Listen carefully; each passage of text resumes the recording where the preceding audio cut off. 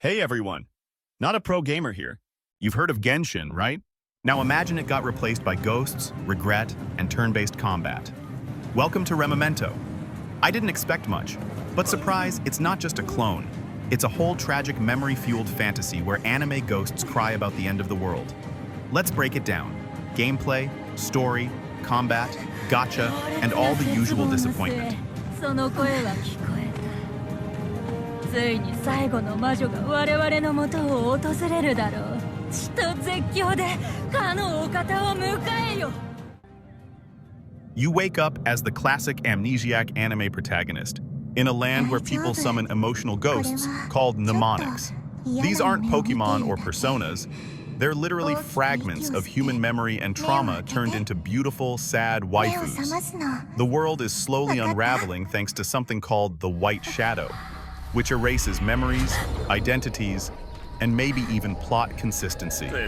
So naturally, you're the only person who can resist it, summon mnemonics without a catalyst, and possibly rewrite fate itself. No pressure.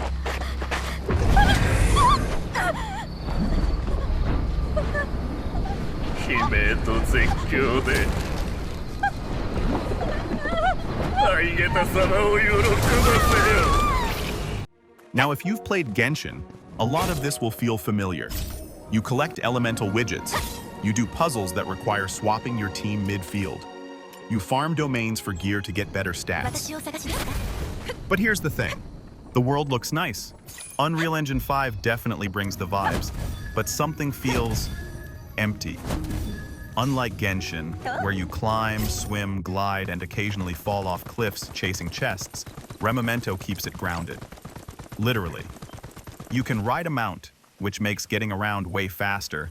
And yeah, it's cool zipping across wide-open fields a huge, non-flying chicken straight out of a Final Fantasy. But you can't climb walls, you can't swim, and verticality is pretty much non-existent.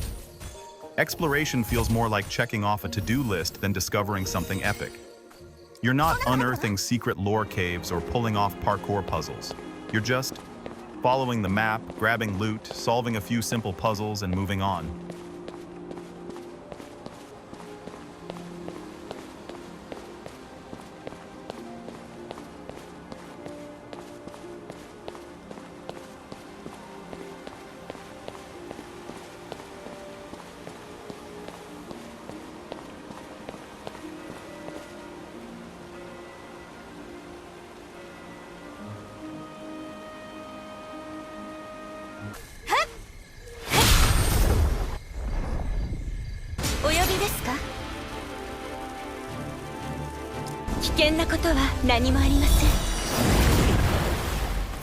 Now here's where it gets interesting.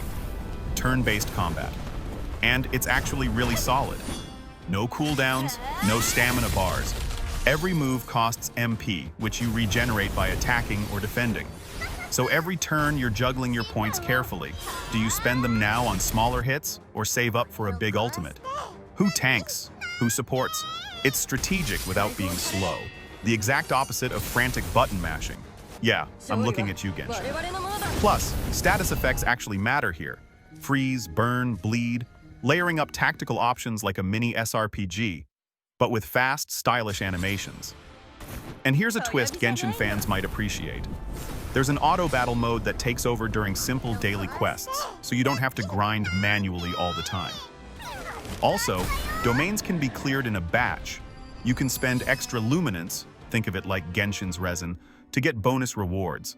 A neat way to balance time and progression without forcing endless repeats.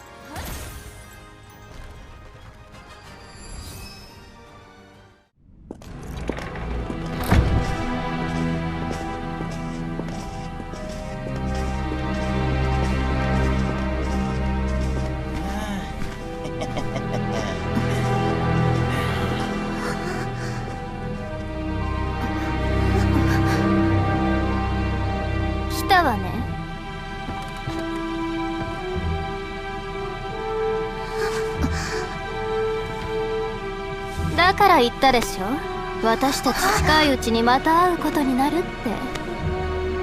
元気にしてた？そんなに必死でこれを探し回ってたんでしょ。何かわかった？ The story is surprisingly ambitious. At the heart of ReMemento, White Shadow lies a high-concept fantasy world where memories shape reality. You awaken as an amnesiac protagonist with a rare ability to summon mnemonics, magical avatars born from intense human emotion, regret, or forgotten promises. The world is still reeling from a cataclysmic war involving gods, witches, and divine punishment in the form of the titular White Shadow, an unknowable force that erases memory and identity itself. The society that remains is fragmented, clinging to remnants of a rewritten history. You journey across the broken world to uncover the truth about your identity, the origins of the mnemonics, and the mystery of the White Shadow. With each new character you meet, knightly spirits, fallen clergy, rebellious witches, the world's deeper wounds and forgotten sins begin to surface. It's tragic, slow burn, and weirdly philosophical.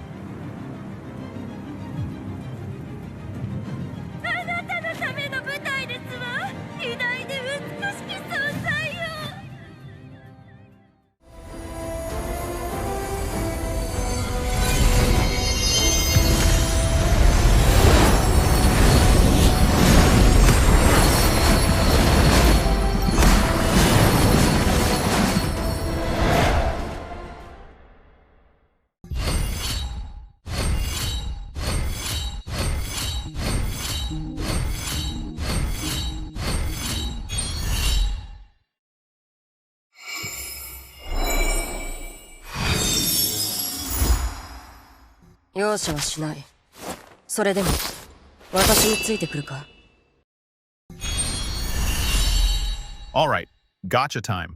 The rates? 2% for 5 stars, which is actually decent.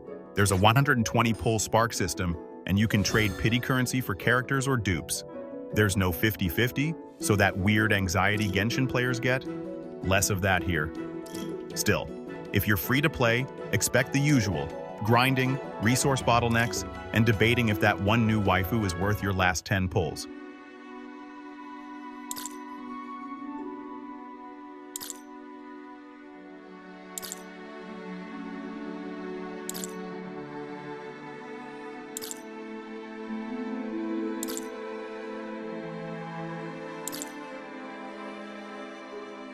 To their credit, the devs aren't asleep. They just dropped a full roadmap, July 2025. New region, White Silk Island. Think summer festival with beach skins, new characters, and some light story fluff. PvP beta, yes, it's coming. Ban/pick rules, no pressure, just badges and flex cosmetics. Late 2025, Castle Red Flame region. More story, Fairy Tale Beastkin, and new gameplay stuff like Mount Racing. Because why not? They're promising long-term support, and after a shaky start, they seem to be delivering.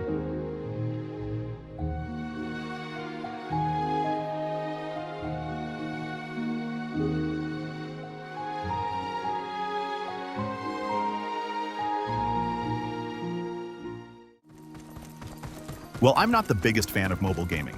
I'd love to see this on console, where the world and the story could hit even harder with full immersion. But for a mobile title, the balance between gameplay, storytelling, farming, and combat is honestly impressive.